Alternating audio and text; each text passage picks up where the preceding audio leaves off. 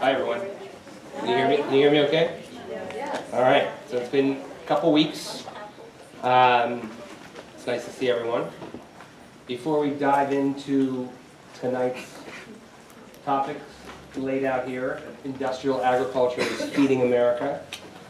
Anybody want to talk about any of their reflections on their food journals over the last couple weeks? I know that the form itself was a little limiting. So let's stay away from like the form and more like the process of documenting various things and what you're paying attention to. Any bold takers? Oh, yeah. Yeah. Terrible food, lots of fast food. I wouldn't even call it fast food, but I also realized that despite there being so much gentrification in my neighborhood, I still live in a food desert. The best takeout in my neighborhood is an Indian restaurant that's only been there for years. Other than that, my only other options are the bodega, the Chinese restaurant, which there are 4 within 1 block from my house. Right.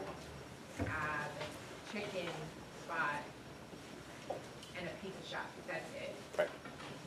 So for next week, we're all doing a half-mile community food assessment and really looking at what's available. Same kind of thing from the like going from what's on your plate to what's in this little radius, what's available, what's affordable, what the diversity of product is, all that good stuff. So thank you for sharing. I appreciate it. Sir? Two things. One, the labeling on some of the products, for example, the Pillars oatmeal, they have a label saying the Heart Association of America. The website teaches CPR. That has nothing to do with the quality of the food in the box. Right. So that's a thought. And the second part of it, no, listen. The second part of it is that the laws that govern labeling and other agriculture stuff is not up to date to what's happening now. So you could actually create your own label and put it on your product. Right. That is misleading. So week 4, this is exactly what we're going to be talking about. There's a woman named Urvashi Rangan that's coming in. She is the leading expert on labeling. Used to work at Consumer Reports, and she is going to school us in a way that is going to address just that. And you know, if you ever look on a food label, if you look, you know, it tells you what the daily recommended is for each ingredient, except for sugar. So next time you look, for those of you who are not aware of this, look at the sugar and the grams, and you'll see how strong the sugar industry is in this country. So that's a great transition point to industrial agriculture is feeding America. So in preparation for tonight, I read an op-ed from a professor at Oklahoma State University, a guy named Jason Lusk. And I'm going to keep referring back to Professor Lusk throughout the evening. And he lays out that industrial agriculture is feeding America, and he's right. 80% of food sales in this country are generated by large farms, which represent only 8% of all farms in the United States. The median-sized lettuce farm is equivalent to 1,373 football fields. And for tomatoes, it's 620 football fields. And I'm going to refer back to this slide at the end of the evening. And you'll see here that 1 football field is about 1.3 acres. So call it 1,500 acres is the median-sized lettuce farm in this country. This next slide we'll be referring to next week as well. There are 2.1 million farms in the United States. And this is from the 2012 Ag Census. This is the most up-to-date info that we have, but this is what we're going to work off of. Of those farms, 97% were family-owned operations. And for the rest of the presentation, I'm not going to use family because the USDA's definition of family may be different than mine or yours. 88% of farms were categorized as small farms, which means from the USDA's perspective, they earned $350,000 in gross income or less. Mid and large size farms only account for 9% of total farms, and only 3% are corporate owned in the United States. And this next stat is sort of what we're going to touch upon next week. And if I were to do this class again, I would start next time talking about the effects industrial agriculture has on people first, and then the environment second, but this is how we learn. And that is that even though small farms are 88% of total farms, they own 48% of all farmland, 47% of all farm real estate. They only account for 20% of ag sales and only 5% of net farm income. We touched upon this last week after class when we were asked about, is there a crisis in agriculture? So 9% of farms are earning 95% of gross farm income. Again, we're going to save that for next week, but let's hammer that home. And then regarding organic farms, the 2016 USDA Organic Survey said that the number of organic farms increased 11% from 2015 to 2016, totaling 14,217. So of these 2.1 million farms, only 14,000 are organic. So we talked, and that represents about 5 million acres. So we talked last week about who produces our food and how it's produced. The big farms growing conventional. And Professor Lusk, like I said, we're going to keep referring back to him. The title of his op-ed was Why Industrial Farms Are Good for the Environment, right? And he claims that industrial farms are far gentler on the environment than at any other time in history, which is actually true, which is scary. But using modern technology and techniques, today we only need 29.3 million head of beef to yield the amount of meat that would have been required, that we would have needed 44.6 million beef cows 68 years ago. And corn production, we need significantly less acreage than what would have been required, again. Yeah? With respect to the beef, Yeah. is that because the cows are much bigger? They're bigger and fatter. Oh, okay. Yep. Just want to know where that was. Yep. And for dairy, they're more productive than ever before. And he rightfully says that's a lot less manure than otherwise would have happened. A lot less feed that's required to feed them. A lot less fertilizer, a lot less runoff. And this technology are things like bovine growth hormones and GMOs, but also good things like precision agriculture, where there's drip irrigation that's supplying water and fertilizer in the specific spot at the specific time. So there are some great new technologies that all farms can utilize. Right? And like he says, reduces water and fertilizer use. Today, a lot of big farms are actually utilizing low and no-till cropping systems. Now, his argument is that doing so allows GMO herbicide-resistant crops to control weeds without having to plow those fields. And then they can kill off cover crops without interfering with the cash crops that are grown.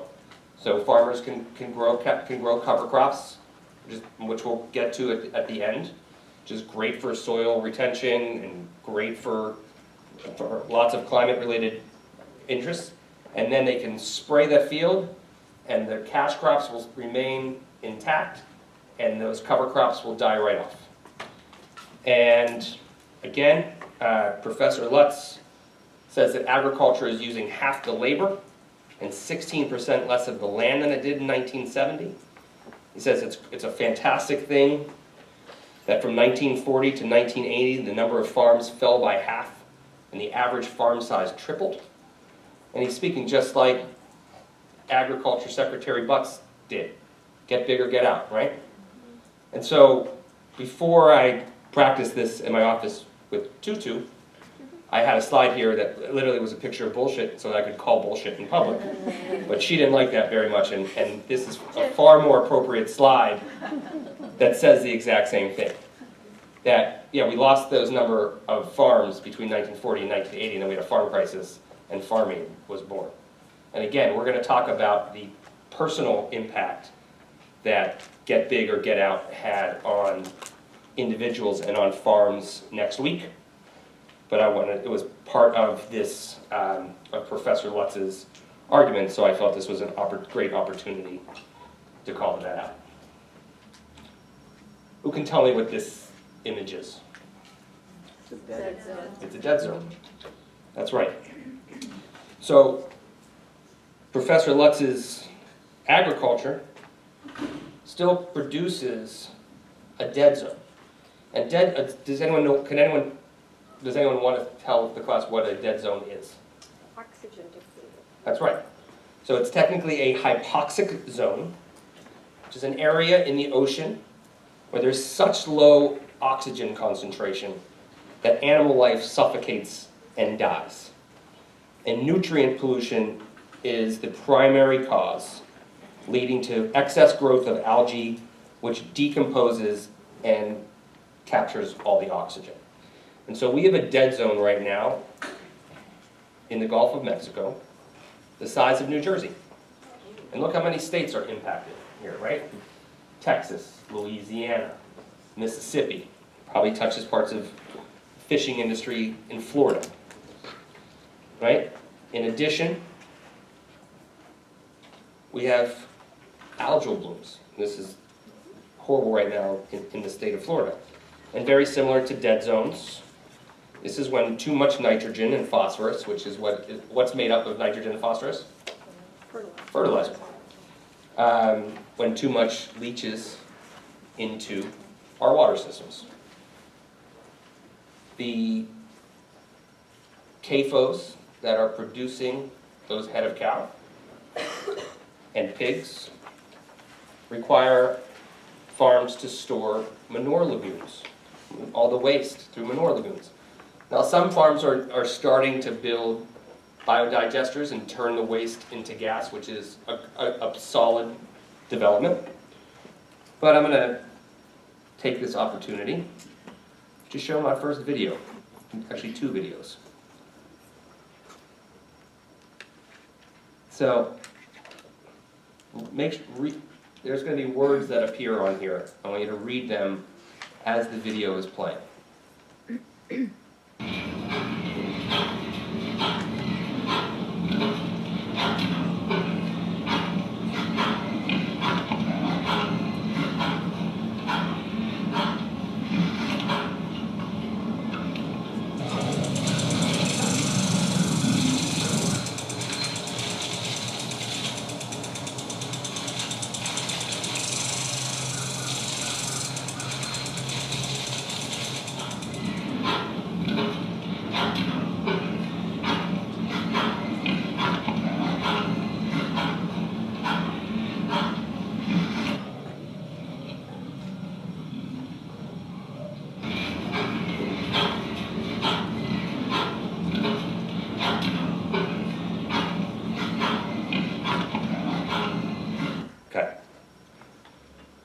So, a few things in there.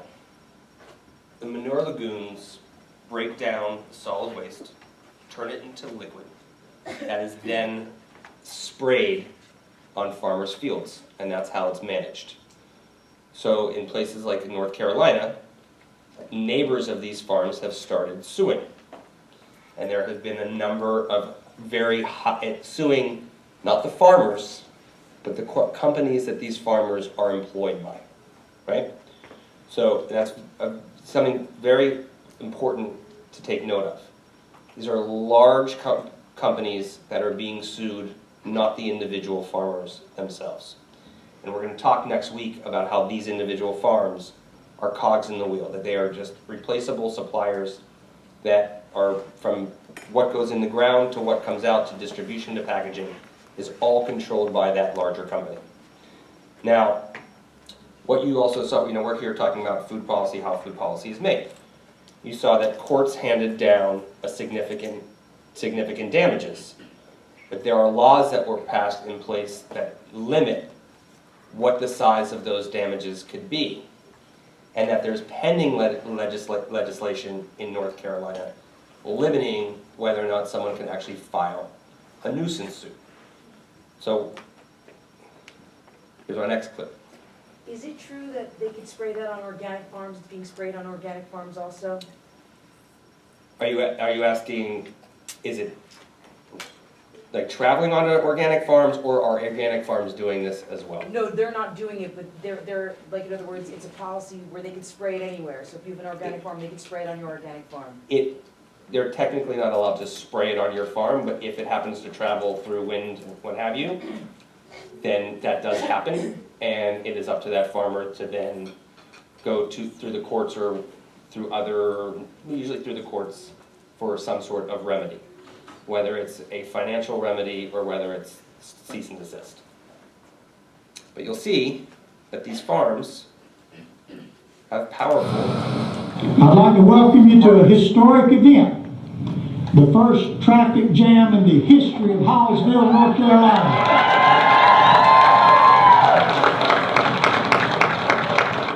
And then I also want to just say thank you to you farmers, and I want to speak to you today specifically. You work hard every single day to make ends meet.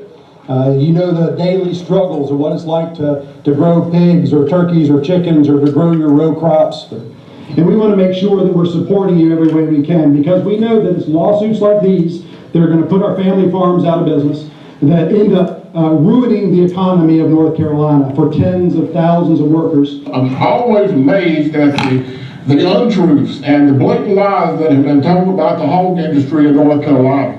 We're standing in the #1 hog producing county in the United States, right here in Duplin County. The Black River starts in Sampson County, runs through Duplin County, right through hog country, and the water quality in that river is rated at the very top in North Carolina. Now, how can that be with all of the stories you've heard about environmental disasters associated with the hog industry in North Carolina? It's just not true. I hope this is a wake-up call, not only for the hog industry in North Carolina, but every farmer in this state needs to understand you are not safe. This can happen to any one of us. The current lawsuit that just finished against the Carter family is brought by two individuals that live a few hundred yards right over here. When these people move... Okay. So, what do we see?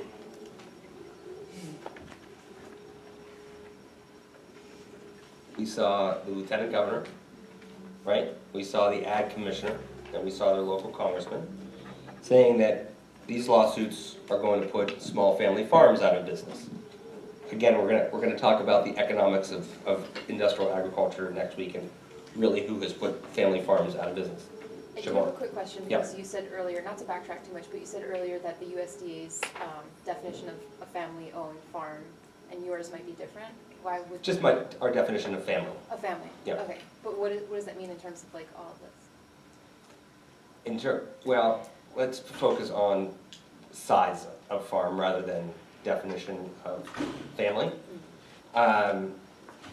These are not technically, in terms of their gross profit, well, it's gross sales, not gross profits. And so, again, next week we're going to look into what the profit market margins are. We know that for farmers like this, their gross profits have been growing down 50% over the last 3 years. And in a little bit, I'm going to tell you about the sales of the corporations that own them and how their sales continue to go up. But these people yeah. have their signs that are like, I stand for farm families. Absolutely, because right? their politicians are telling them that their way of life is at risk through these nuisance suits, right? And you had the Secretary of Agriculture there saying, what environmental disasters, right? In fact, I said, how can this be with all the disasters associated with this industry in North Carolina, right? Well, what's this? Anyone know what what this is? The aftermath of it. Aftermath, Aftermath of what? this last storm. Okay, so this is actually Hurricane Floyd in 1999 in North Carolina. So that's 19 years ago. This was 3 weeks ago, after Hurricane Florence. So not much, we haven't learned much in 19 years in North Carolina. And from an environmental impact, there is now all type of bacteria all over the fields throughout the state of North Carolina, right? And in addition to algal blooms and dead zones and disasters like this, we have deforestation. So from a climate perspective, not only are we taking carbon sinks off the land, we're then replacing it with a type of agriculture that is continuing to contribute to climate change. So farms emitted 6 billion tons of greenhouse gases in 2011, about 13% of total global emissions. That makes agriculture, the agricultural sector, the world's second largest emitter of greenhouse gases, only to the energy sector. Yeah. So why is this called, or why is this being sued under the nuisance title and not public health crisis, or, you know, public health, what is that called? Yeah. Yeah. I mean, it could cause diseases, it could I mean, it's a public health crisis. That's right. Well, when you have the state is actually limiting through legislation nuisance suits, when in fact, right, we can only imagine why they're not going to call this way of farming a public health risk, right? It's like food safety, right? We know that there is food that we can consume that is rather unhealthy, but food safety focuses on bacteria and other issues. So it's not about providing a safe product to our bodies or to the environment. So your question is almost a rhetorical question, right? It's like, yes, this should be seen as a public health risk, but there is this insidious relationship between large agriculture and how our policy is made. So you saw it last week in the Farm Bill, who sits on the committees and how much their districts gain in subsidies, and we're going to continue to see this through the next 5 weeks. Right, so methane and nitrous oxide are the two greatest contributors to the greenhouse gases. Cattle's belching. Cattle should not be eating corn. It produces gas in their bellies. And then the addition of natural or synthetic fertilizers and wastes. That represents the largest contributors. The 10 countries with the largest ag emissions were China, Brazil, the US, India, Indonesia, the Russian Federation, the Democratic Republic of Congo, Argentina, Myanmar, Pakistan. Together, those 10 countries contributed 51% of global ag emissions. And this next stat to me is the most startling. The top 5 meat and dairy companies. So again, going back to Professor Lusk, where we now have less and less cattle required to produce dairy and to produce meat. The top 5 meat and dairy companies, which are JBS, Tyson, Cargill, the Dairy Farmers of America, and Fonterra, contribute more greenhouse gases to the atmosphere than Exxon, Shell, and BP. That is startling.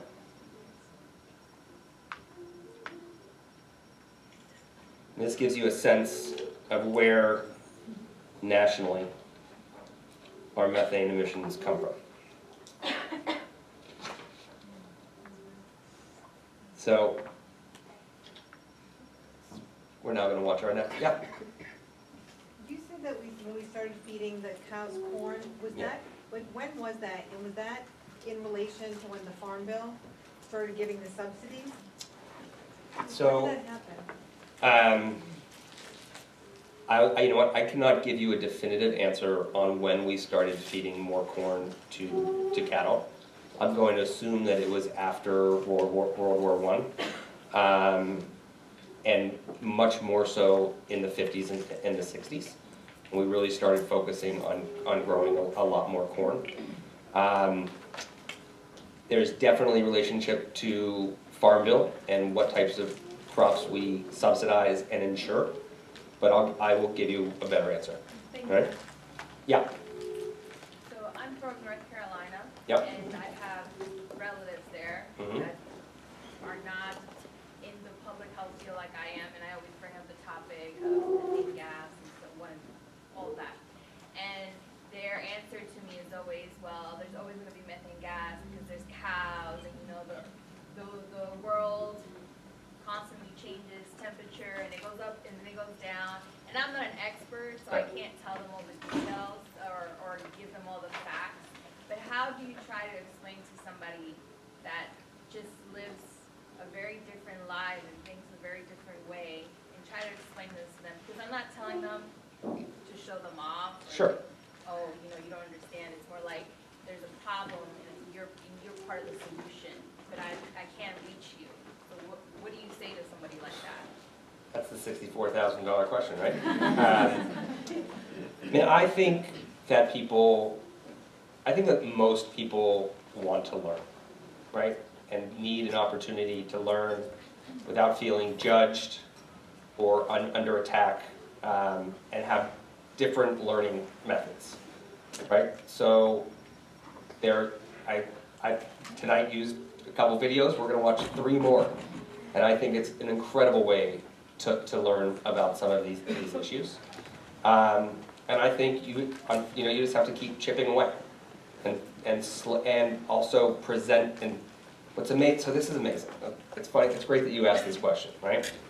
Because here I am calling out Professor Lusk, who is a professor of ag economics, and he is looking at the exact same facts that we are, and touting it as the solution in how the world should be fed. Right? The other day I had a religious conversation about whether the Big Bang Theory ever happened. So how do you have a conversation about science with someone who doesn't believe the Big Bang Theory ever happened, right? So and part of me, the answer is, I don't know. But I'm going to keep engaging and keep trying new methods and try to present new and different ways to educate myself and teach. And that's part of what this course is about. Like, how do we look at facts? How do we think critically about what we're reading?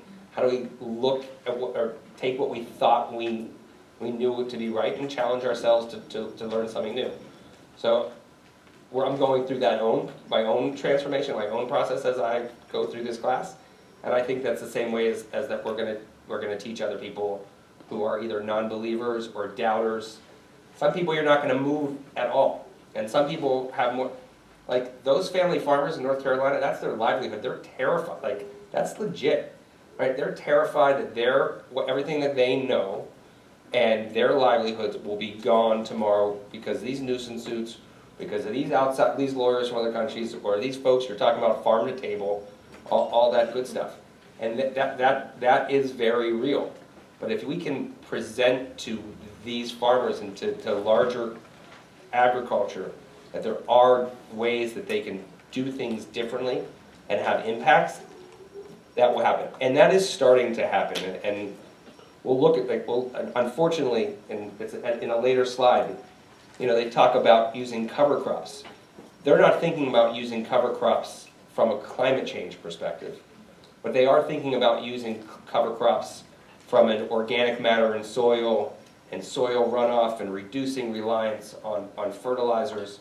So large farms and conventional farms are beginning to utilize sustainable growing practices because it makes more sense financially, right? It makes more sense for their survival over the long term because there is more flooding, there is more drought. So they're beginning to incorporate techniques that we've been using generations, that indigenous communities have been using since the beginning of time. And so it's, again, going back to your question, it's just keep chipping away, continuing to learn ourselves, and then be ambassadors with the information. So this next video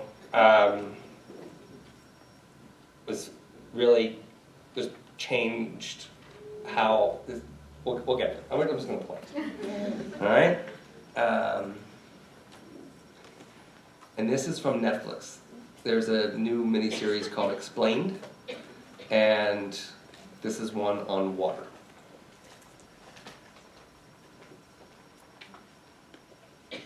We're experiencing much more extended dry periods.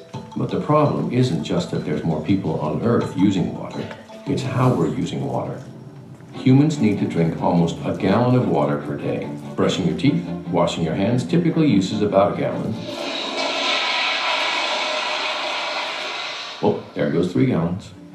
But the drinking, washing, and toilet flushing of every person on Earth only accounts for 8% of our freshwater use each year. Most of the water goes to agriculture and industry, and into the food and products we use. Let's take a bottle of Coca-Cola. 98% of the water in that bottle is not what you see in that bottle. 98% of the water is actually embedded in all the ingredients that were ground to make that bottle of Coca-Cola. 74 liters of water goes into every glass of beer. A cup of coffee, 130 liters. Each of your cotton shirts, 2,500 liters. But nothing has as much embedded water as meat. Alfalfa is a common ingredient in cattle feed, and growing a kilogram of it takes 510 liters of water. An average cow consumes about 12 kilograms of feed a day. Divided up, just 1/4 pound hamburger takes around 1,650 liters of water to produce. The world is eating more and more like Americans, higher calorie diets with more meat. But everyone can't eat like Americans. There actually isn't enough water in the world. Water doesn't abide by some of the basic rules of capitalism. Farmers hardly pay anything for it, so the true cost of water doesn't end up in the cost of the burger, which is why those fast food places can offer you bargain burgers. How could it be 99 cents? For only $2.99. You heard right, $2.99. In most places in the world, water is treated and priced like there will always be enough of it. So we end up using it in absurdly wasteful ways. Arid Southern California uses over 2 trillion gallons of water a year to grow alfalfa, which they get from the Colorado River, hundreds of miles away. The amount they pay for it doesn't even cover the cost of delivery. Just a fraction of the water used by South Africa's wine industry would be enough for Cape Town's taps. India and China both grow their most water-intensive crops in some of their driest regions. But as water gets more scarce, that may change. The bank Goldman Sachs predicted that water would be the petroleum of the 21st century.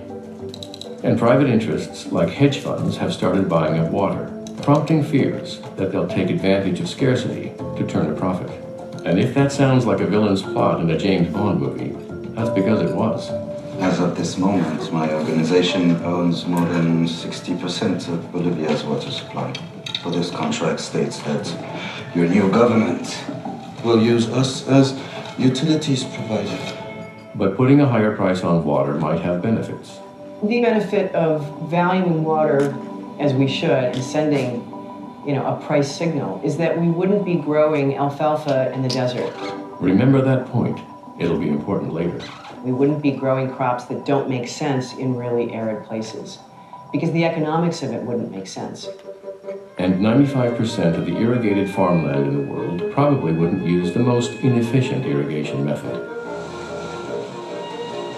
Just flooding the fields. And if water had a higher price, governments might decide it's worth the money to repair our water infrastructure. We are not investing the financial resources needed to make a good maintenance of the system. One critical result of this is that we have 42% of leakages in the potable water network. Mexico City, which is facing an existential water crisis, loses close to half of its drinking water to leaky pipes. We value water so little. We dump 2 million tons of sewage and agricultural and industrial waste into it every day. There's no sense of value to what is really an incredibly and invaluable resource in water. But then when we run out, we find what the cost of water truly is.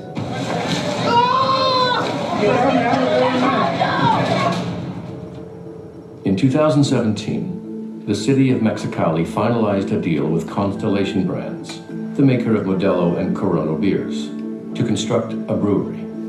It would be the biggest investment the region had seen in years, creating 750 permanent jobs. And in exchange, the brewery was guaranteed a lot of water. But Mexicali doesn't have a lot of water to spare. Its main water source is the Colorado River, which starts in Colorado in the US. Fed by melting snow in the Rocky Mountains, warmer temperatures in recent years have meant less snow, which means less river. You can tell how much less by that big bathtub ring. The river flows south, quenching a few American cities along the way, like Denver, Salt Lake City, Las Vegas, Phoenix, and Los Angeles. Oh, and almost 6 million acres of farmland. By the time the Colorado River reaches Mexicali, it looks like this. Ya tenemos tiempo que no es agua suficiente. Si la cervecería se instala y empieza a producir, en unos cuantos años se nos acaba el agua del subsuelo. Los agricultores, que son los más perjudicados, yo pienso. Es de 20 millones de metros cúbicos anuales. Si lo comparamos, por ejemplo, con ciudades como Ensenada, las cuales requiere que de aquí se le mande 9 millones de metros cúbicos, pues es más del doble de una ciudad. The more scarce water gets, the more access to it becomes a competition with winners and losers, often with governments picking. In July 2018, the federal government of Mexico issued a decree making it easier for businesses like Constellation Brands to extract surface water all around the country. Lo vemos como un atraco, es también una alerta para, no nada más para el pueblo de México, sino para el mundo entero. Sabemos que en muchas partes del mundo están luchando en contra de estas políticas privatizadoras y de despojo, ¿no? In January 2018, protesters tried to physically block the construction of the brewery's aqueduct. Se vinieron todo el grupo policial por aquel camino, por todo así de frente. Vinieron con sus escudos y todos así en fila, ¿no? Es la señora que sale en el video con un tubo. Pero tenemos que depender del agua, porque es un vital líquido. Es lo más que tenemos ahorita. Water scarcity is increasingly driving violent conflict all around the world. My personal experiences of where this has been dire have been in northeast Nigeria. As we saw over the years and the drying up of Lake Chad, so did livelihoods dry up. And that tension really did erupt in a way in which governments could no longer contain it. Water scarcity is at the heart of the ongoing conflict in Darfur, which since 2003 has claimed hundreds of thousands of lives. And some analysts say the Syrian civil war was caused in large part by a severe drought in 2006. As tensions rise over fresh water, governments are increasingly eyeing an idea that was once far-fetched, creating more of it. Desalination of ocean water has more than doubled over the last decade, but the amount we make a year still adds up to less than 1% of the water we use. We've been waiting for the Holy Grail of breakthrough in how expensive it is to desalinate water, that is to take ocean or brackish water that has a lot of salts in it from underground and treat it to drinking water standards. That takes a lot of money and it takes a huge amount of energy right now. That would make more sense if water was more valuable. But that would also mean the water in everything would cost more. The price of consumer goods would skyrocket. Some industries might collapse. Companies like Constellation Brands might make different decisions about where they set up their operations. Because remember, the other benefit of valuing water as we should and sending, a price signal is that we wouldn't be growing alfalfa in the desert. growing cattle feed in the desert. That's what the Mena family does. And if water suddenly became the next petroleum, they'd be out of a living too. The thing is, water isn't like petroleum, or any other commodity on Earth for that matter, because without water, we die. In 2010, the UN recognized access to water and sanitation as a human right. And that's the challenge of our water crisis. How are you supposed to value an invaluable resource while ensuring everybody has it? When the price of water is raised to fix pipes or encourage conservation, it has the greatest impact on the poor. Sydney Water is pushing for a 15% hike over 4 years, putting more pressure on family budgets. This drive for water conservation, water saving, is now a burden that poor people must carry. Living on a fixed income, I cannot afford any of this. It might be that we don't end up treating all water equally. We know that there is a certain percentage of water that it's around 60 liters per day per person that is associated with human rights issues. But above that, people should pay for water. In 2017, Philadelphia started experimenting with tying water prices to income. We need to price it in such a way that we protect basic human needs. The fact that we all need water makes this crisis exceptionally hard. But it can also inspire people to act in exceptional ways to solve it. Cape Town's Day Zero was first scheduled for March 18th, but then people started conserving. The water restrictions are clearly having some effect. Day Zero has been pushed back by a month. Cape Town announced it has pushed back Day Zero until July 9th. Authorities expect Day Zero, as it's been dubbed, to take place at the end of August instead of July. Now that's since been pushed back to next year, thanks to the extraordinary efforts of residents and authorities. By early 2018, the city's water consumption was less than half what it had been just 4 years earlier. And the Day Zero countdown clock was paused indefinitely. Not enough action was taken. Until they started talking about Day Zero, that really got people's attention. And it was remarkable between the time that the city started to talk about Day Zero and a month later, how much people cut back their water use. And it goes to show what we can do. But Cape Town also got lucky. It rained. The trick is recognizing how valuable water is before there isn't enough of it, and remembering that our fates are tied to what rushes out of our taps. Mexico City was... There's something wrong with that video. Yep. Okay, so in the beginning it says that 70% of the water is used by agriculture and 22% is used by industry, and human consumption, toilet, drinking, and so on, is 8%. But all of the latter half of this video focused on consumption in the cities rather than focusing on industries, consumption, and agriculture consumption. Right. It's the same question you asked about the nuisance law, the nuisance versus public health, right? Yeah, policies are wrong. So the focus is not on taxing industry, and right, and. The agenda is always turning the blame to the consumer rather than making corporations be held accountable for their actions. Well, that's right. Big distraction. Although, I mean, so this video raises lots of questions, contradictions. I mean, so you heard there that if we were to start taxing industry on water, the price of everything you buy would increase immediately, significantly. Everything that we're wearing, right? Everything that we've eaten today goes up exponentially. So those are the equations. So obviously my answer is right. So we consume differently, right? And we produce differently. And we produce and consume in a much more sustainable manner. That is not what we are currently doing from a policy perspective, right? I mean, this is economics 101 that we just looked at and we're introduced to through this video.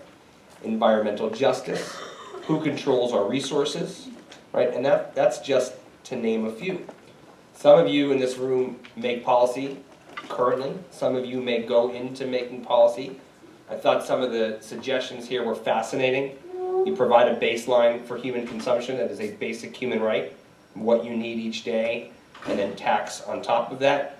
Tax for different uses. I mean, it's one thing to say we shouldn't pay more for food.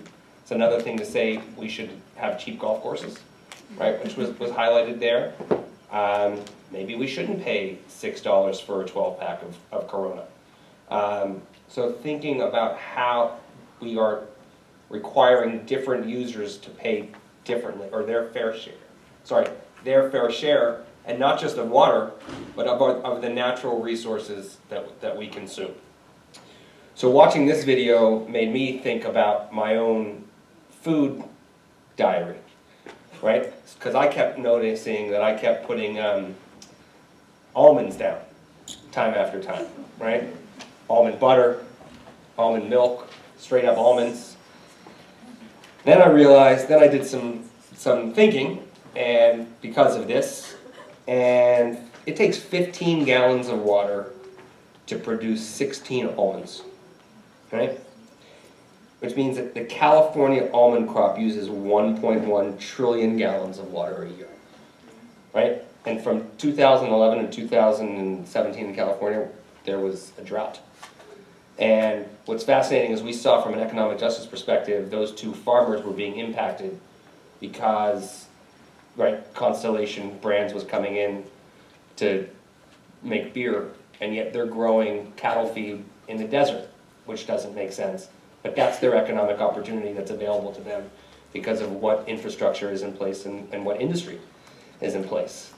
So it's not a simple solution to any of this. So when you're going back to your question, how do you educate relatives or friends or what have you, we need to learn ourselves and ask ourselves these critical questions. And then, so I switched to oat milk, right? Oat milk has 90 more calories per serving. It's a grain. It grows different. So every decision and every action has consequences and has its own set of like I said, its own set of consequences. Yeah. So I'm going to ask the impossible question. Yeah. What do we do?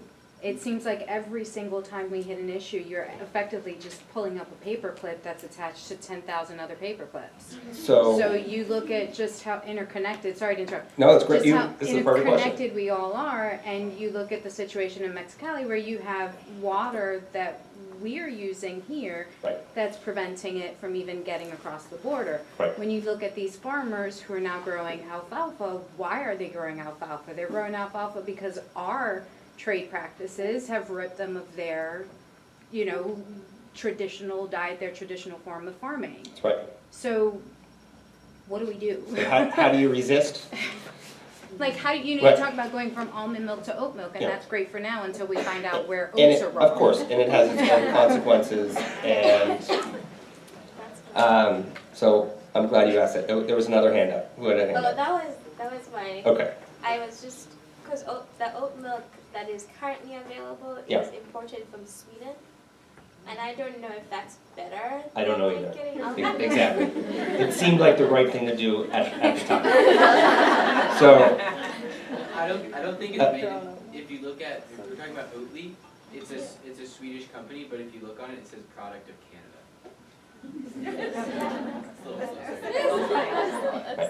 Make your own oat milk. So.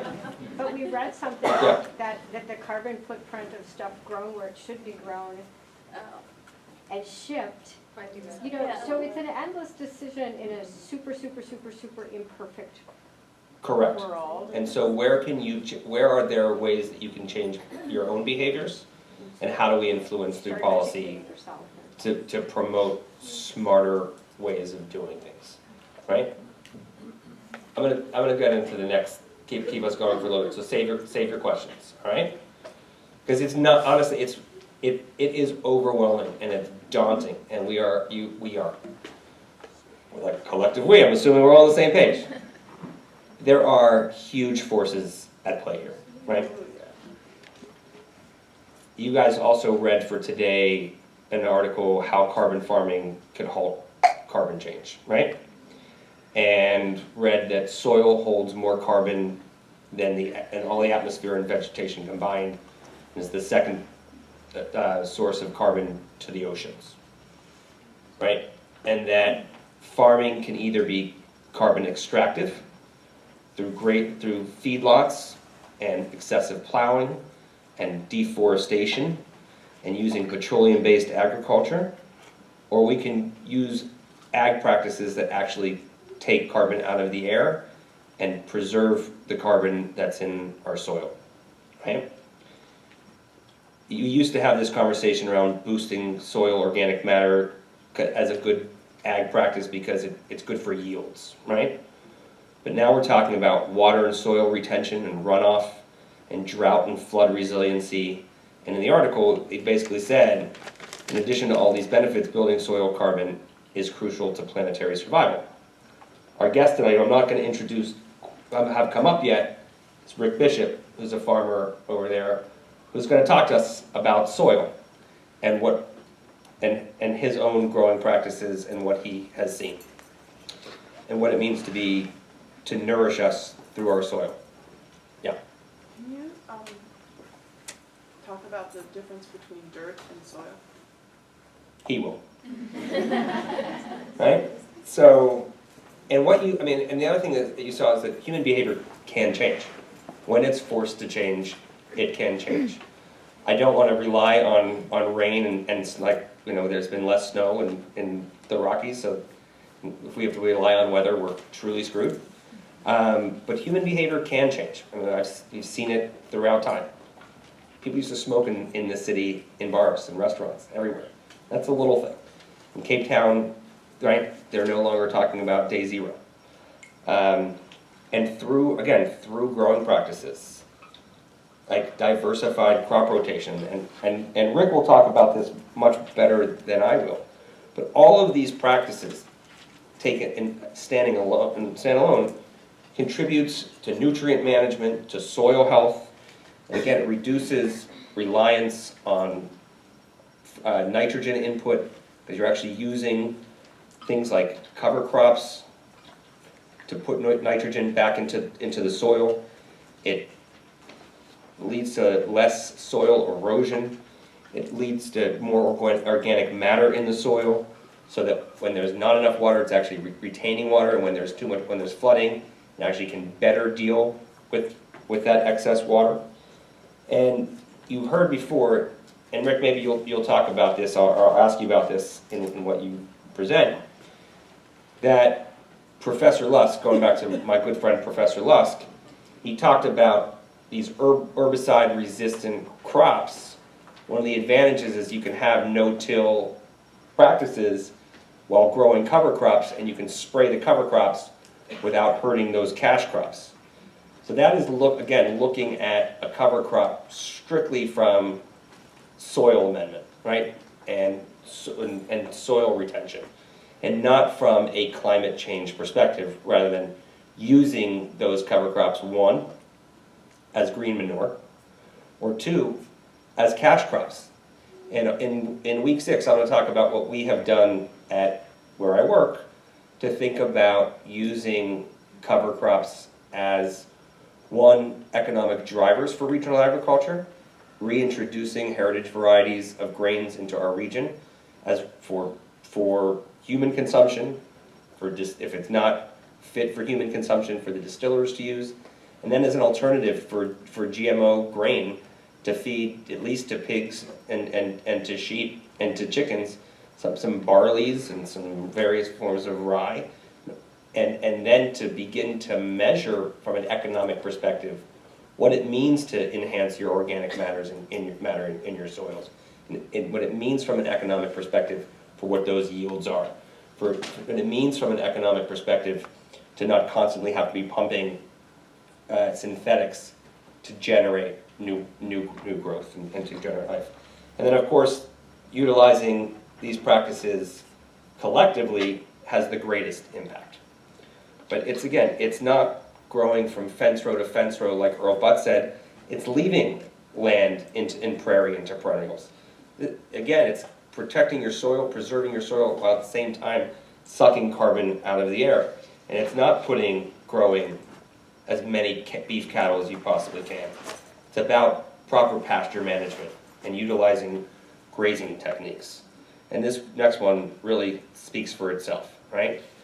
Going from deforestation to reforestation. And then you can only think about what type of wildlife was reintroduced and how planting these trees brought this whole area back to life. So there are solutions. There are practices that you can support. And I'm not supposed to say don't eat meat because I promote livestock growers, but I would say eat a lot less of it. And if you're gonna buy meat, buy their meat, right? Again, you can chip away where you can, and where that meat is not affordable or accessible, and where the efficiencies are in place to get that meat more widespread, that's where you think about policy. So I wish we could watch this entire video together. And I wish that Paul Greenberg was sitting in here to talk to us about the seafood industry. But I'm going to play a couple clips from this so that we can look at how we consume seafood in this country.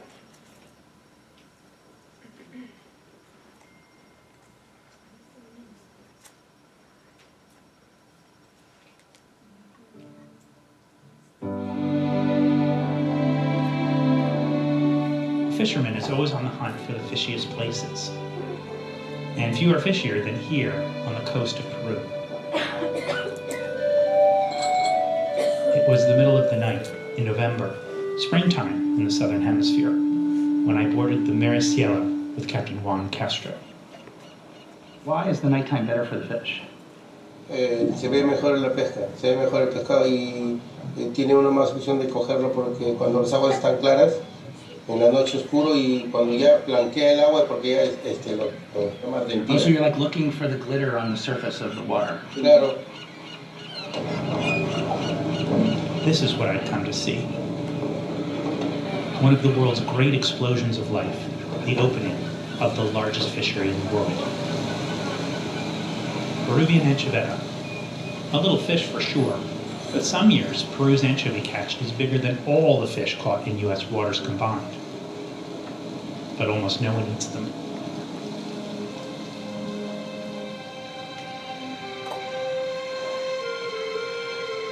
When I was a kid, the most sort of romantic thing in the world for me was going fishing in the early morning.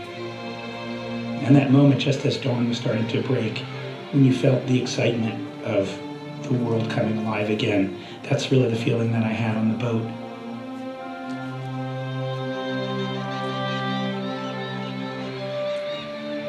I have never been in a place where I've seen so much life in one place. I'm looking out like there's 1, 2, 3, I don't know, 5 dozen seals, sea lions, all schooling up around these anchoveta. Got huge flocks of birds, terns, gannets, petrels, all kinds of birds diving in, doing their own thing. And then you got this big net just full of anchoveta. I think the last pull they had a ton in a single pull. I think they're gonna have maybe a bigger one this time. I mean, all with this incredibly nutritious fish that if people only ate it, could probably be a very good way to use this resource. But unfortunately, 99% of it goes into fish meal and fish oil and gets sent to China.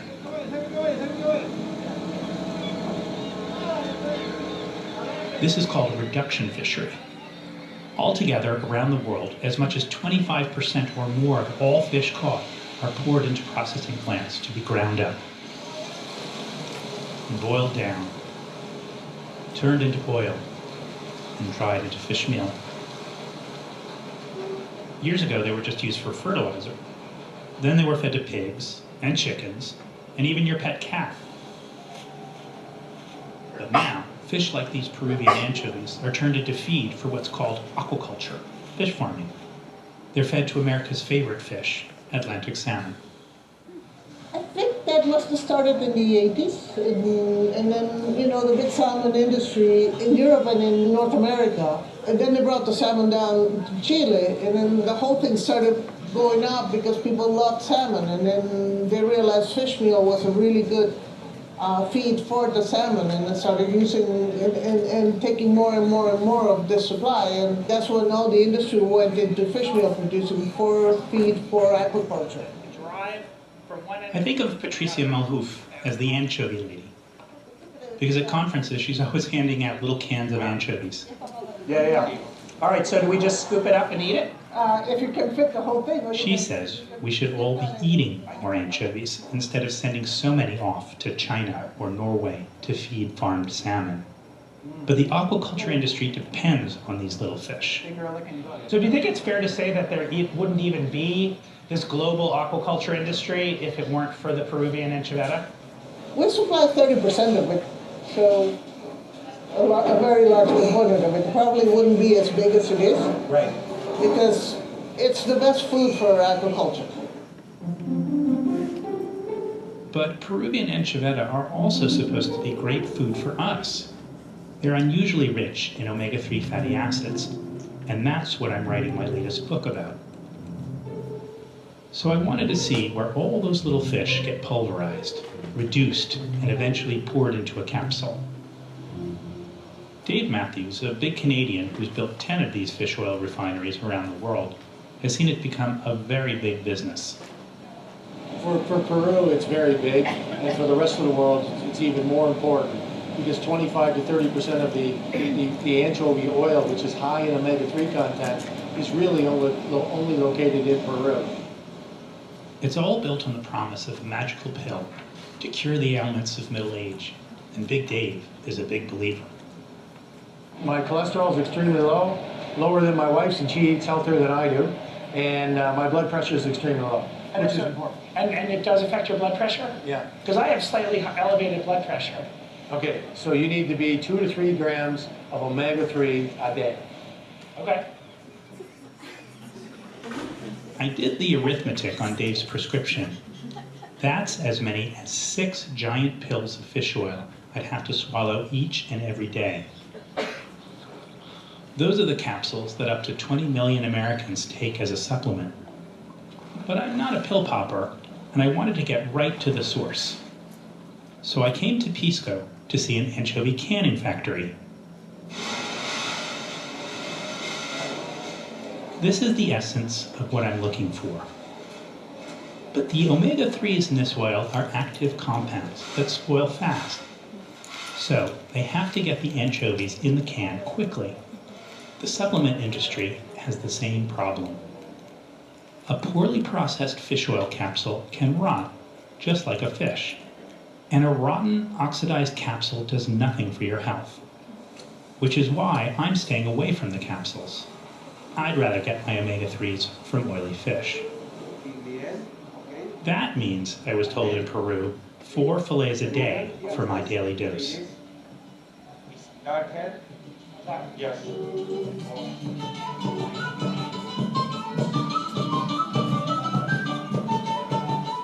I can also get it here. This is my kind of fish shack. That looks good. And there we have it, 400 Milanese. Ah, sí, es que Yo listo. Peruvians share my passion for seafood. But they aren't worrying about omega-3s. They're getting theirs from lots of other fishes. And it turns out they don't care that much about anchoveta. ¿Tienes aquí anchoveta? Anchoveta no trabajamos con ¿No? anchoveta. Anchoveta más para anchoas. Anchoveta más para anchoas. ¿A las personas le gusta? Sí, muy bueno porque tiene bastante omega. La anchoveta tiene bastante omega 3. Ah, ok. Claro. Ah. Meanwhile, I can't help but wonder if there'd be more and bigger local fish like these. If this so-called reduction fishery wasn't taking so many tons of forage fish out of the food chain, all in order to feed farmed fish somewhere far away. In fact, this particular year, the anchoveta season almost didn't open. Even though this looks like a lot of fish, this is a year of scarcity.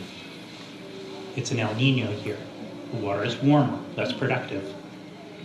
And the estimates of available adult fish in the water are way down, well below the 5 million metric tons needed to open the fishery. If it were up to you, would you have opened the fishery this year? Not at all. Not at all. The survey that was done to evaluate the population came back with only 3.38 million tons. And you normally need to have 5 million tons of adults to be able to fish.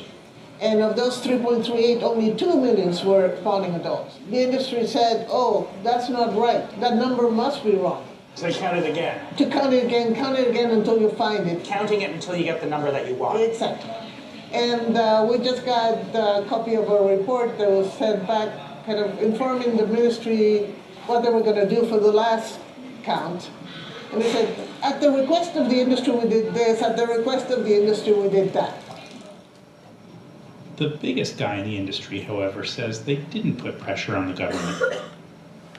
And what about the sort of accusations that the quota is too high, that you shouldn't have even opened the Edgemeta season this year because we're in an El Nino year, that we risk crashing the population like we did in the 70s if we fish? Do you agree with that? No, I was in the 70s.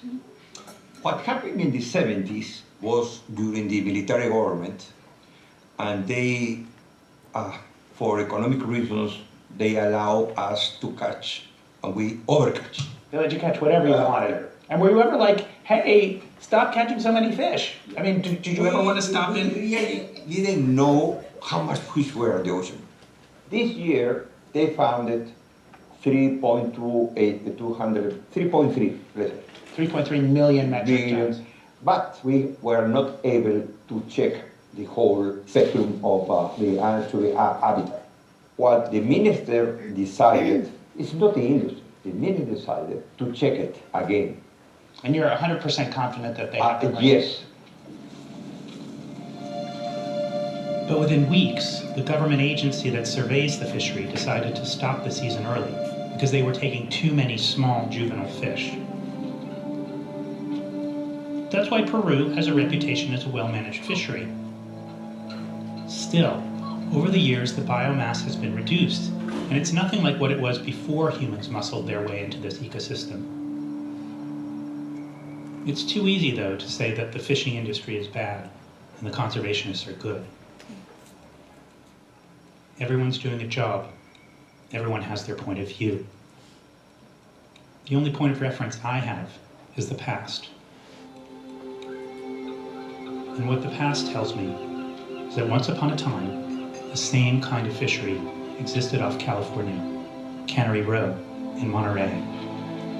And it got hit by an El Nino-like event, and the people kept fishing. And that fishery crashed in the 1950s, and it's never really come back.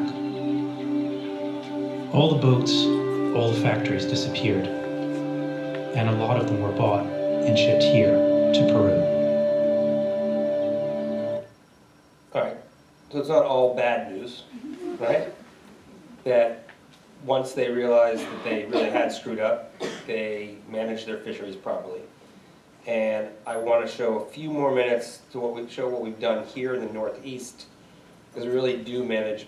We were along the same path of overfishing, not protecting our fishing and the fish that were available in the ocean. And we put on such high limits for fishing that there are species that have been reborn, reintroduced, and are thriving here. Of course, the fishermen we work with complain that they're too heavily regulated, but regulations do work. And from a policy perspective, you can, again, force humans to change behavior when they have to. You would think that industry would want to regulate it itself so that it's sustainable. And I don't know, Rick, we can actually talk about that with ramps and foraging for ramps when you come up. So we're going to just a couple more minutes, because I don't want it to be that I only present bad, horrific news and we're doomed as a society. Carlsefina is a friend, a naturalist, and a writer. He's also a fisherman. So when did you first, you go out fishing on Long Island and around here. When did you first notice that there was an overfishing situation? When I was studying seabirds in the early 80s, I was in a boat pretty much every day for several months of the year. And I was also doing a lot of fishing. And I could see that pretty much everything was declining. As boys casting our lines, we didn't understand the impact of the great post-war age of industrial fishing, when the world's fleets pushed right up to our coastlines. The fish were just progressively fished out and fished down. In the 70s, ships from the USSR, from other European countries, came to our shores. Whatever we hadn't fished out by then, they fished out, and they did that rapidly. And then we put this law in effect that said, okay, no foreigners, we're going to claim it out to 200 miles. And did that fix things? No. We allowed everybody to say, hey, those boats, we should have boats like those. And we subsidized the construction of large fishing boats that couldn't exist in a actual capitalist system because they weren't catching enough fish to make those kinds of profits, but the taxpayers subsidized them. So then they completely demolished the fish. By the 1980s, everything was basically shot. But here's an amazing thing about the ocean. If you leave it alone, stop abusing it, it can heal itself, and pretty quickly too. Compared to most problems, overfishing is quaintly simple. You just don't kill them faster than they can breed, and they will start to get more of them. It's not complicated. Carl was part of a group who legally defined overfishing and helped get the US Congress to pass the 1996 Sustainable Fisheries Act. So after hundreds of years, fish by fish, American waters began slowly starting to recover. I was shocked that it worked, and we had a massive success on that, and a lot of those fish that were just declining and declining and declining, they stopped declining because the laws changed and the limits changed, and a lot of them are now more abundant than they were when I was a kid. We've defined. All right, so I can sit here and talk back on Congress till I'm blue in the face. We do have the ability to impact change on a federal level, on a local level, on a state level. And there are times when sanity prevails over industry. And I think the example with fishing is one of those examples. I am fairly certain that this film was like a suggested viewing on your syllabus. If you have a chance, check it out. You don't need a Netflix or a Amazon or anything. It's PBS, and it later goes and talks about fish farming, what the FDA has approved, what it's not approved, mining interests versus salmon streams off the coast of Alaska. And Paul Greenberg really is a phenomenal teacher. So I encourage you to watch it. And again, part of it demonstrates that we do have the ability to affect change in a really positive way, and others that we need to be paying attention to what we need to be paying attention to, and who's out there doing what. And regarding fish farming, has anyone signed up? You know, these suggested news feeds or great things to read. Also on your syllabus, there's a Politico Morning Ag report. So yesterday in my Politico Morning Ag report, it talked about how Cargill is getting into the farmed fishing industry. So Cargill is a $115 billion a year ag company. And again, one of the top 5 in most categories, and they are entering the farmed fish game. So again, how do we make decisions? We look to what types of fish we should be buying, what are sustainably caught, what are not, and ask those kinds of questions and impact on an individual basis, and then push for the policies that we need in place. So there is so much to cover on an intro to food policy class that 6 weeks does not begin to provide the amount of time that we have to dive deep into any of these issues. I think I said last week that any one of these we could create an entire, major on in any university. But I do want to talk about food waste and then bring Rick up here. Food waste is something that now is all the rage. We've finally caught up to food waste. And I thought today was the appropriate time because it is our industrial ag system in many ways. We're talking about produce, cheap food. There has to be perfection in grading, and it has to travel well.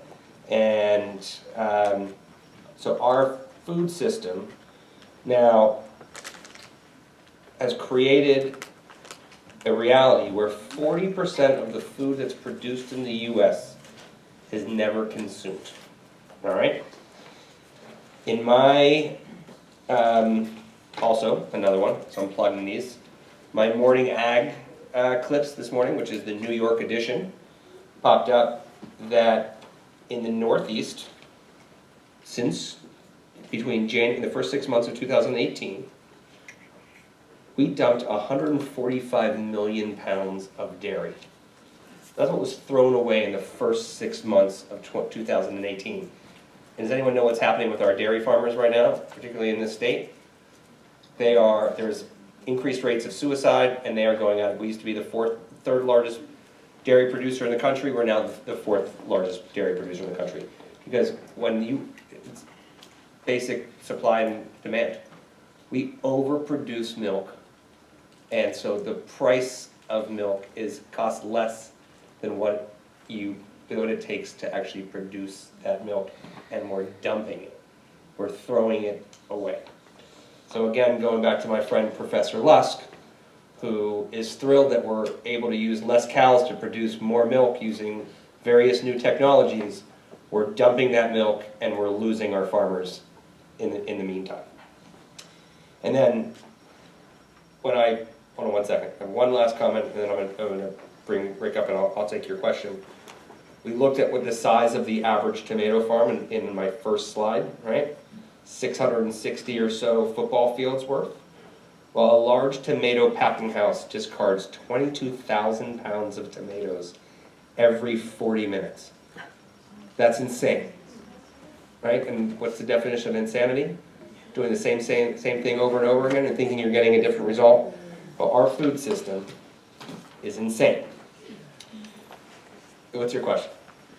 Yeah, so I had the opportunity to visit 2 dairy farms in upstate New York this summer and get a tour from the farmers, and I mean, you could see how depressed the whole industry was, and we would just ask, it was for like an ecology program, so we were asking questions about their methods, and just they were super defensive about GMOs and things like that. And again, all of the solution was placed on us to drink more milk and shifted to the consumer. There are places where kids can't go back to class unless they drink their milk, and I don't know, at the same time, they didn't really talk much about the dairy lobby, which they have to pay to be part of the co-op, from my understanding. And this is kind of my idyllic imagination, but in my mind, if the dairy lobby was really there to support them, their infrastructure is clearly outdated, What? So their infrastructure is outdated, and I understand, like any small business, you want to hold on to your assets, but is there the way I see it, the government should be giving some sort of severance package in a way that they could transform the cropland that's being used for feed, let's say for food for human consumption. So when the powers that be that are supposed to be supporting their industry are, want to be promoting product rather than health, I don't know how it is solved. Right. So I'm going to nod my head with you. And that is, and honestly, one of the things that I read in this article from this morning about the dumping is that the solutions that people are looking into are working with Cornell to develop a new protein shake that uses whey protein and milk, and that's one of the solutions. And it's not about, and that these farmers want to produce, and that's what it's in their blood, and it's in their DNA. Production, and they've been incentivized to produce, and it's destroyed them. So when you are the powers that be, we can think through the types of legislation and policies and the incentives to shift. And you may, I mean, I've had this conversation with my colleagues all the time. How do you have a one-time investment in buying everybody out, or buying out a select number?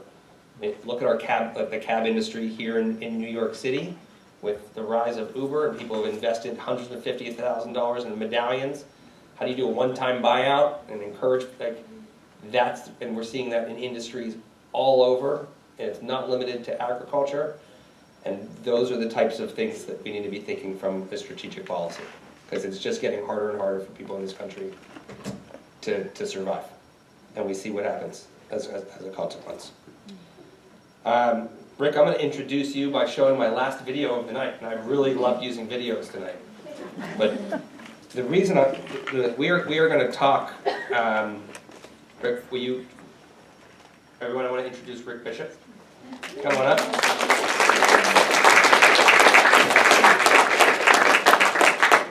This is a younger Rick Bishop that I'm showing in the video. Thanks.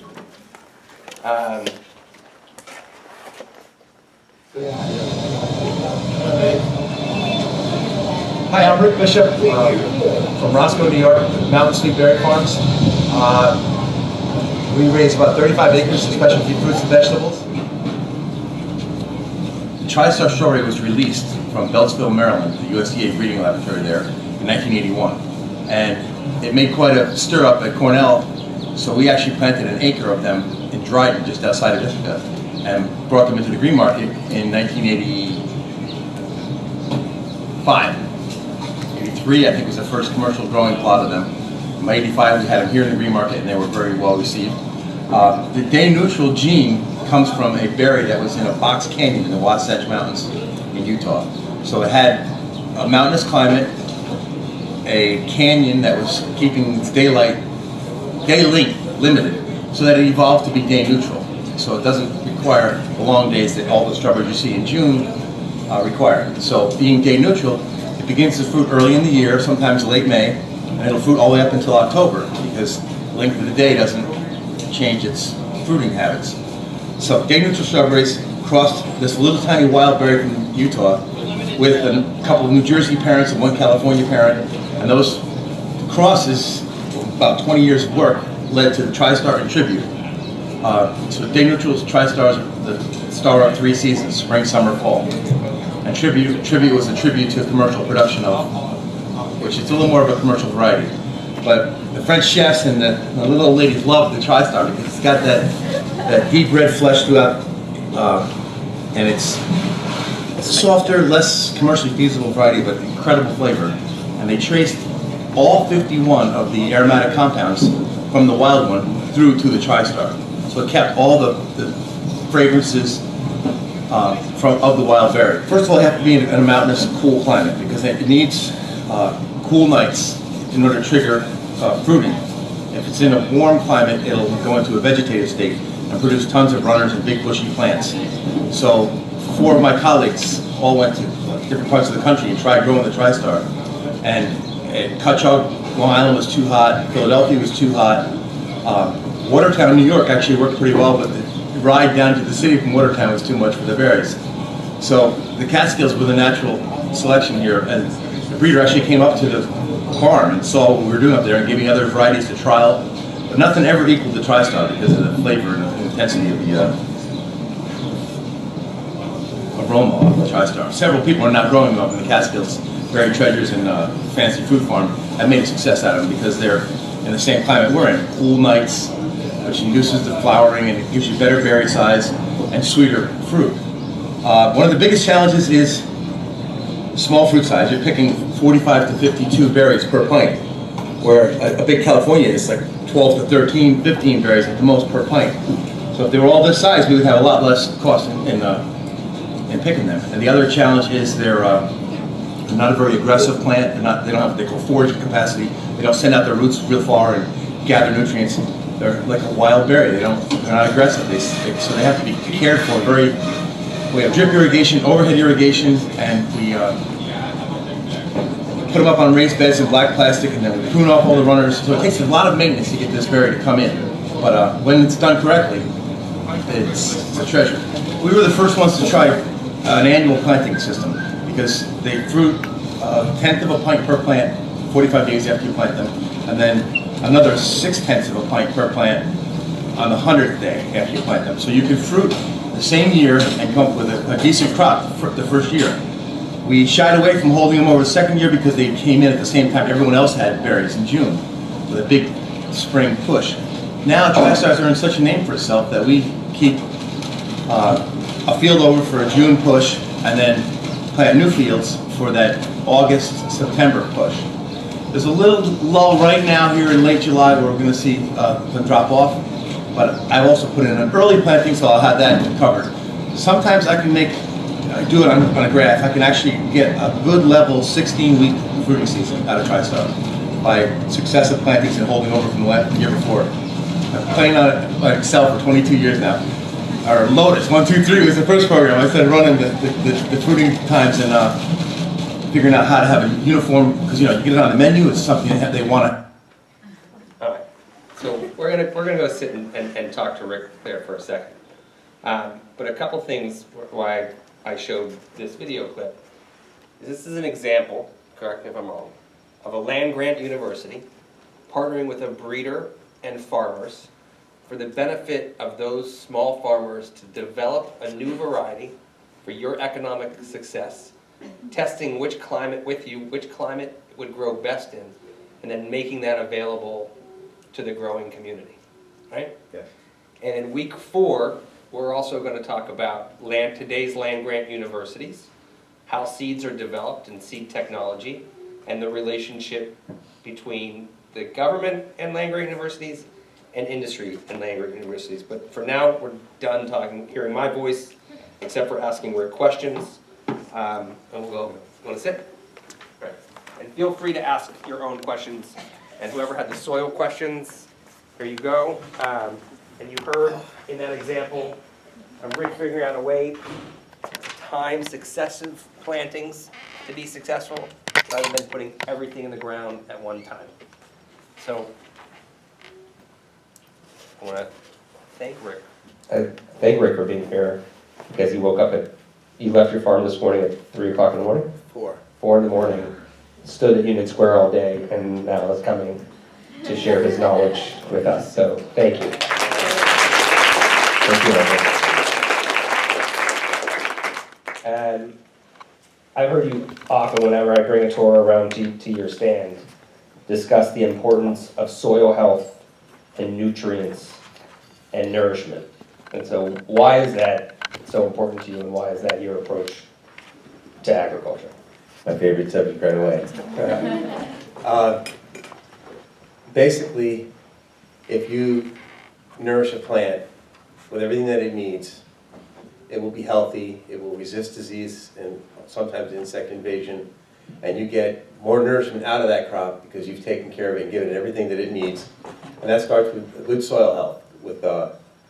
I use a lot of soil supplements, I use a lot of minerals, mineral powders, compost. I use a lot of foliar feeding on the crop when it's growing, which includes fish and sea kelp and humates and various trace elements. So I put a lot of inputs into my crop. Not your closed loop nutrient reverb type system. I put a lot into it, and my argument is that I'm feeding skyscrapers from this soil, and the more I put into that soil, it's like my bank account, the more it will give back to me. So I get a higher yield, a better quality, better flavor, better disease resistance, shinier, healthier crops by building up my soil. And the key, not just compost, but a really well-made compost with the mineral powders in the compost, and cover cropping, obviously, and crop rotation, and vertical tillage. Anything you can do to get the soil organic matter built up. I get so crazy that I actually start foliar feeding my cover crop to get trace elements biofixed in the cover crop, so that when it's turned under and rotting away, I've got those trace elements already in the cover crop. And I've had colleagues look at me kind of cross-eyed, like, you're full, you're feeding the cover crop, just let it grow. I'm like, no. Anytime I can get more nutrients into that soil, it will taste better. And part of my passion is to have young people eating their vegetables instead of having frozen vegetables plopped on their plate that taste like punishment. You get something that tastes good, and they'll eat, and they'll be nourished, and they'll be healthier, and they'll, lead the future. Like, I want to first of all thank you, Michael. I'm really happy to be here amongst the people that are going to make changes that are going to make the world better. Thank you. So that's my shtick in a real quick nutshell on soil science. And to me, I'm a little bit against the grain by going very high input, but the nourishment that a crop needs, and it varies amongst different crops. What you feed a tomato plant is far different from what you feed lettuce or cabbage or broccoli that are growing. If you're producing fruit, you're obviously going to need a different spectrum of nutrients to keep them healthy and happy. And going way back to my youth, I had the privilege of being working under and studying under the man who co-invented soil testing in 1921, Dr. Kerry Reams. So it was like, I got to work with this guy and explain so many things to me about how to nourish. A lot of it was for animal agriculture because it's much quicker and there's no politics involved. You see the health of the animals. You harvest the animals, you look at the carcasses, you see the analysis. You can do numbers on animals and animal nutrition much quicker than you can with humans. So I spent a lot of time working with, as you led on to, industrial agriculture at one point, doing a lot of soil testing and feed testing and working with just that. The idea that soil testing can give you a healthier crop, better nutrition for the animal or for the human. So my sign and my market stand says mineralized produce. The concept of mineralized sounds a little bit like a process now. I've been trumped by the younger generation that are now calling it nutrient dense, which I like better. I still got my sign, says mineralized. But nutrient dense is the concept that there's a lot more in your food than you get from just strip mining the soil and producing hollow, empty, tasteless food. I could go on and on about soil. I definitely, I started out as a 10-year-old burying fish underneath the hills of corn, and I learned about fertility and watched, I've been growing things for all my life. And then the Greenmarket provided that opportunity to come out of school and come right in here, and direct market, which gave us that immediate feedback. And because things that are nutrient dense taste better, we have been just inundated with chefs that want to have an edge in the culinary world because things just taste better if they're grown well. And Greenmarket now has become, some of the best farmers in the world are right there, from South Jersey, Hudson Valley, Finger Lakes, Vermont. They're all there, and they're being honed into better farmers by the customers that come up to the stand and by the chefs. So we have a really unique, really amazing and maturing thing with Greenmarket that's helped us all make a living and get feedback on what we do. So how do you choose new varieties that you're going to introduce onto the farm? First of all, I like to eat. So I have to kind of like it to except for Brussels sprouts, which I'm just still trying to like more. But we're in a very competitive marketplace. And there are people that do things much better than me. I'm never going to jump into sweet corn or large-scale potatoes or tomatoes or the big commodity things, if you will, in the Greenmarket. I'm in a cold climate as well. So I'm never going to have peaches like the South Jersey guys have, but I can grow strawberries all summer long in the cool Catskill climate. I can grow a good crop of potatoes in the climate that is conducive to setting potatoes. You need Maine or Idaho or the Catskills to have those cool nights to set potatoes, and that works out really well in the Catskills. I can grow a lot of herbs and greens, and then we've also sort of followed a lot of Italian and French heirlooms into the kitchen, because I really like to eat a lot of the Italian heirloom greens and legumes, and the French have always had a special spot in our heart at the Greenmarket, because they've sort of kicked us along and said, you know, it's better than this in France. And we're like, oh yeah? So we've all tried to grow a lot of things that were equal to what the chefs expect to get when they would find a small market in France, which is tough. So French and Italian specialty vegetables by both my palate and input from chefs. Suggestions, just people come back from their vacation, like, have you ever had agretti? Or chef coming back saying, I just had this guy brought me seed, you know, and I tried something like spigarella broccoli or the wild arugula. All came back from people and chefs coming back from Italy and France and Spain. So I've had a lot of great input from people, and then if I like them, I'll grow them. And it's kind of it's a throwback to the quote that I really like that came from Dr. Kerry Reams, the old soil scientist. He said that good farmers are the best doctors in the world. They grow mineralized produce to keep people healthy. And a farmer that grows food to sell and not to eat is a thief. And the concept is, grow it because you're going to eat it. And then that kind of covers the whole conscientious management of your farm, because you're growing it to eat it, and that's that. So that's how we farm. So I flew through some slides there at the end, and one of the slides was about cover cropping.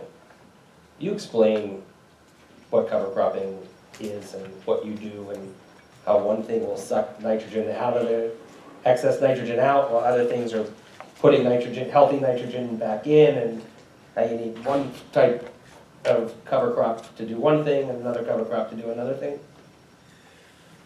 Yes, like right now in the fall, where we've had heavy feeding crops like potatoes or tomatoes, where we put a lot of nutrients out there, the rains will leach your nitrogen and potassium. They're the two most soluble nutrients. They'll leach down, they can leach down 18 inches, 20 inches, 2 feet in the course of a winter or in the course of a season.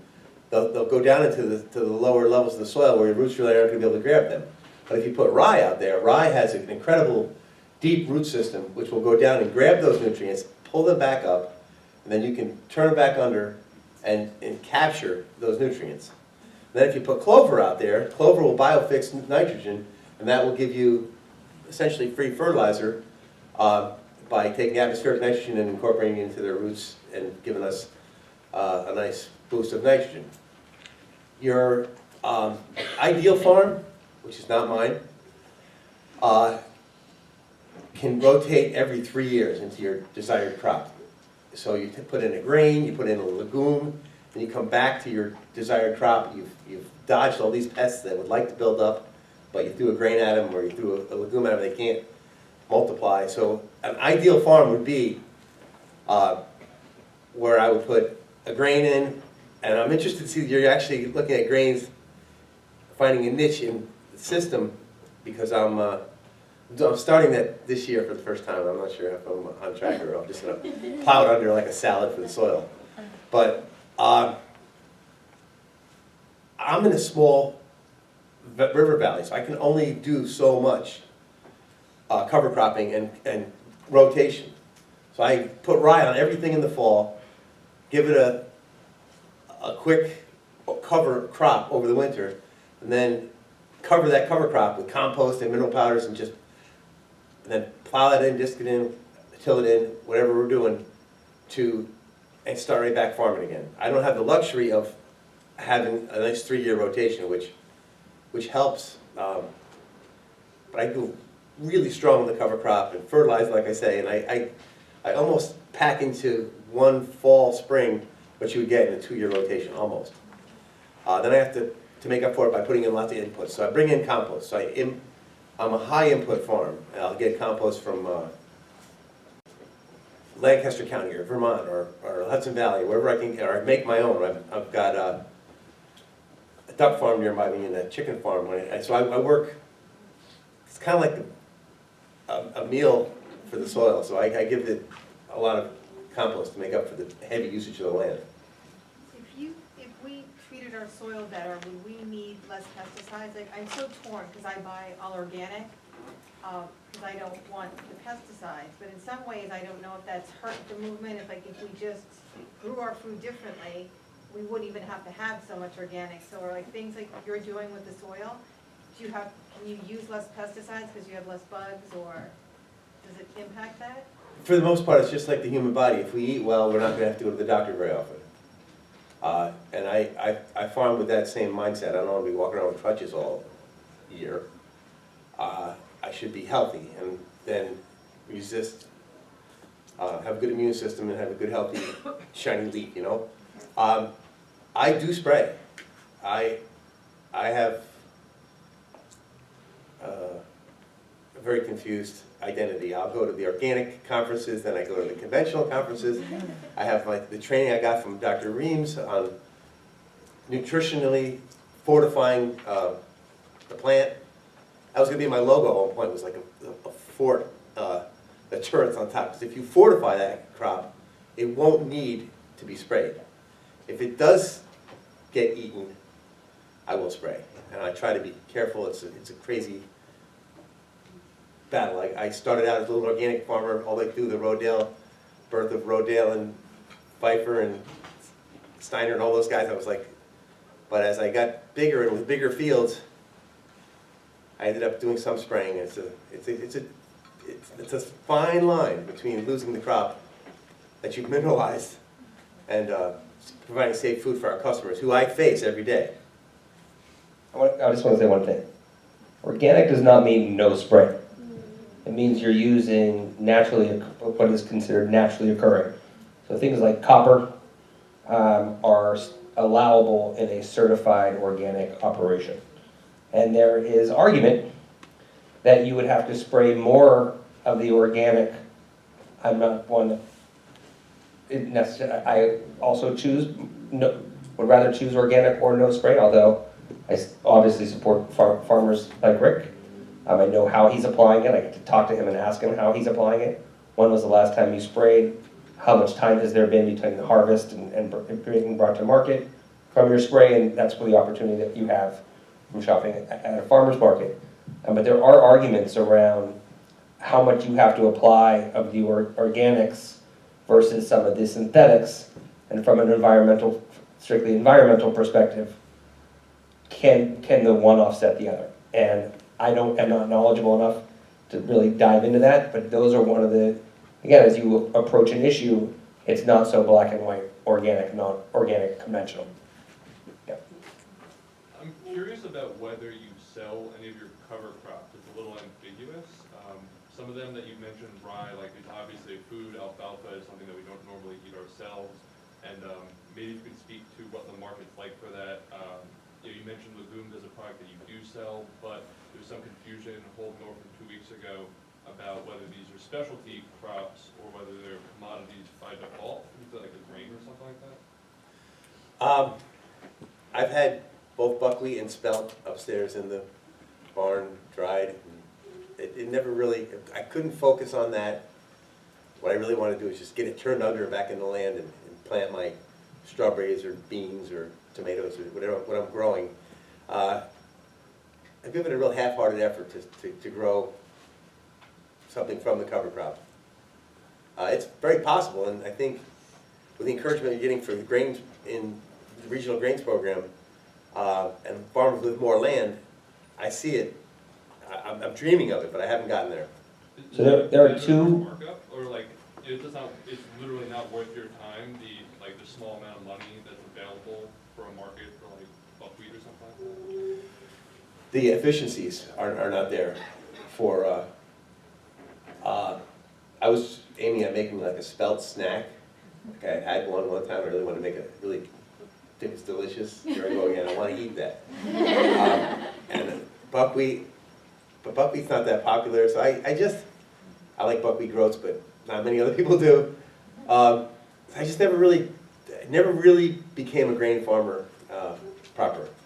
There potentially, like some of the good farmers that I know that rotate every 3 years have combines, and they'll do a 600-acre farm 2, and 2, and they do a really good job with their grains. Some of them are organic, and it's amazing.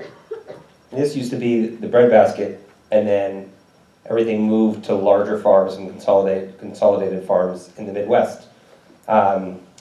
We have a regional grains project at Grow NYC, and if today there was a stand, it's basically a marketing co-op for, I think, 75 different grain growers and mills in the region. Like Rick said, there's not enough mills to process. There's not enough infrastructure, that the efficiencies are not in place. So we're trying to educate consumers about why these products matter.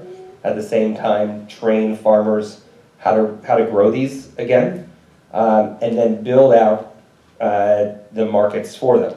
So our governor, say what you will about our governor, he has really focused on the craft beverage industry.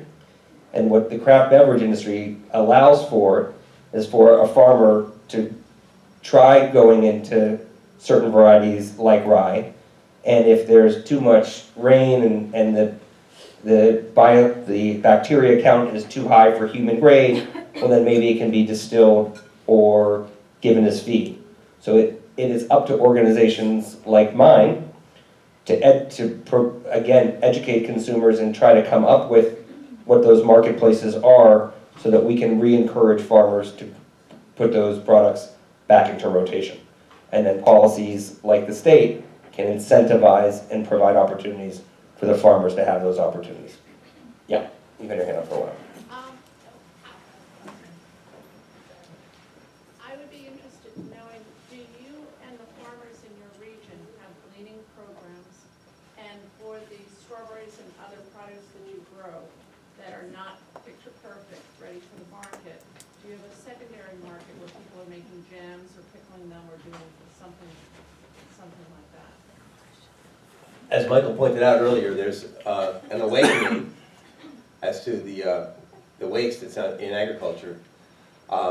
We've always had, on the back of our picking carts, 2 quart spots for quarts, and any bad berries that are not terrible, but they're just soft from rain but they can't be infected or moldy, go into a quart in the back, and then those go into what we built on the farm, a small farm kitchen, and they become popsicles. So we take it right back to the kitchen and process and freeze them. We don't have that many people gleaning on our farm. Yeah, I will say, these conversations I've had around food waste for the last year is, ugly fruit and imperfect fruit. We don't need a secondary market, because that is our norm. I mean, that is why farmers markets, whether it's ours or others, are so important for growers. They don't need to be graded. Every potato doesn't need to be the same size. If you have a carrot that is intertwined with another one, we actually think that that's beautiful. The heirloom tomatoes are absolutely imperfect every time they come to market, but that is what the farmers market allows for. So they're not leaving products in the field because they're misshapen or of a different size. The way, if he was growing for the wholesale market, there would be no market for those products. So you would need folks to either come and glean them, because literally they are left in the field or turned over in the field, and that is one of the contributors to our food waste dilemma in the country. Sometimes there's a gleaning opportunity because there's another crop that's about Sure. to go into the same land. Sure. Yeah. To go back to the cover crop topic, I'm wondering if you used any of the government incentive programs, whether it be county, state, or even nonprofit. If I used any what? Of the cost share programs for cover crops, so like the NRCS EQUIP or the CSP. Do we use any conservation? So are you asking, is he getting funding through either any of his state or federal programs? Any of the cover crop cost share programs. Oh, cost share. I'm sorry, I wasn't catching that. No, I sort of just. I spent 8 years in county government as an ag economic developer, working with farmers, and the more I work with the government programs, the less I want to see of them in the future. I would just sort of want to be left alone. I really enjoyed working with the farmers, and It was great to have health care for my family and everything, but the government doesn't seem to always have the most efficient way of managing our challenges. Yeah, the NRCS is good though. I've never subscribed to Lime or even any cover crop subsidies because I'm, I don't know, too proud probably. I don't know what the problem is. But it's great that they are in existence, and I used to introduce farmers to those programs and promote the idea of conservation. Follow up on the cover crop question and the trade-off. If you're going to move toward making it into a saleable, won't call it a commodity, but sold at the farmer's market or wherever, and forgive me, I don't know the science well, so are you then losing the benefit of plowing it back under, which you in particular have turned into, you know, such a nutrient-dense additive back to your soil, or am I misunderstanding that if you harvest it, you're still left with something that you plow back under to manage Oh, the in the soil? case of a grain, you're going to export 100 bushels, let's say, of the grain every acre. You're going to turn in, you know, 500,000 pounds of stubble and the leaves of the grain, but you're going to take the grain off and you're going to export that. So typically I look at the analysis of what that grain is and see how much potassium and zinc and copper and manganese and everything I'm taking away from the soil by taking that grain off. And you know, you have to come back to the soil with that you took off. So everything would be that calculation of whether it merits selling some or just using it. And that is the challenge of American agriculture right there. We have developed varieties of corn and wheat and soy. And this is really one of my pet peeves when it comes down to soil nutrition. We will take a piece of ground, soil, a plot of land, and we'll put 15 or 20 different corn varieties out there. And this one will yield 100 bushels to the acre. This one will yield, just for argument's sake, 200 bushels to the acre. So we grow the 200 bushel to the acre. But we know matter can't be created or destroyed. You've just taken 200 bushels of corn off that acre instead of 100. Guess which one has more nourishment in it, you know? We're just constantly growing food that's more and more empty. It's cellulose and sugar at best. And it doesn't have the mineral and the protein and the oil and everything that you really need as a plant or as a human or animal, because we're just constantly breeding for higher producing varieties and creating skeleton corn and tasteless produce. It's funny that works its way up into food production too. I don't mean just from agriculture, but that's the kind of food that we sell as well. Yes. There's Producing more and more of calories, it we're with growing less and less. calories and we're producing calories, not food. And the point is, growing lower yielding, slower maturing, better tasting varieties doesn't make any sense because you're going to go out of business in the face of competition. You have to have differentiation of your product. You have to be selling to some place that will appreciate what you are, whether it's a health food store, a co-op, a restaurant, or a farmer's market. You have to have product differentiation. And that's what the gigantic grain operations and the homogeneous dairy operations lack. There's no product differentiation. That farmer, the best farmer in my county, producing 4.8 to 5.0 butterfat from 5 different breeds of cows in their small barn, just closed about 2 months ago. And the best milk, the best tasting milk you can imagine, but it went to the same truck with the big giant guy who got bigger and bigger and more efficient. Confinement agriculture just lends itself to higher productivity. Face it. They went out of business. But their product was so good, and I know you would like to have it, but there's no way. It goes in the same truck, and it's just, there's no product differentiation. Now, if that guy had, if there had been a bottling facility in Sullivan County, and he bottled it and brought it in and sold it through a different distribution network, would he still be in business? As you know, farmers are very stubborn, and they're consistent, resistant, persistent, all those things. They just don't want to change. They're like, I produce the best milk someone's got to come here and get it and pay me for it. And they are really boneheads.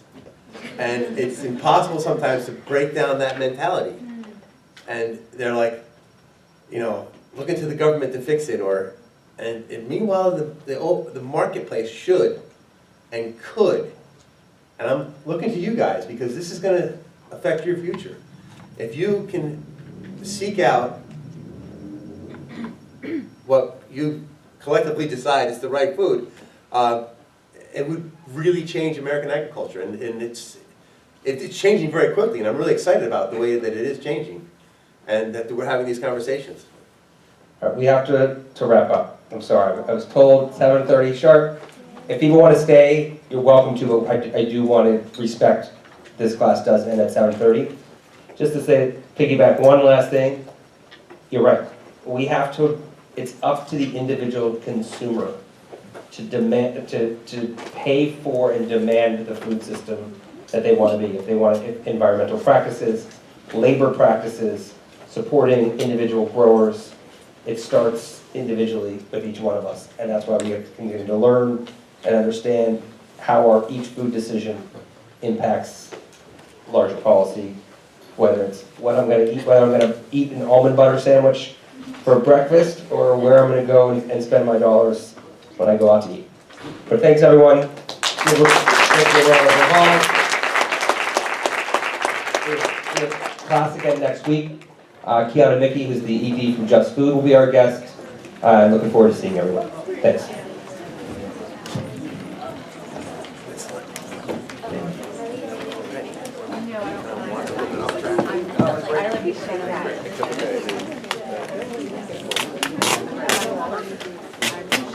Hi.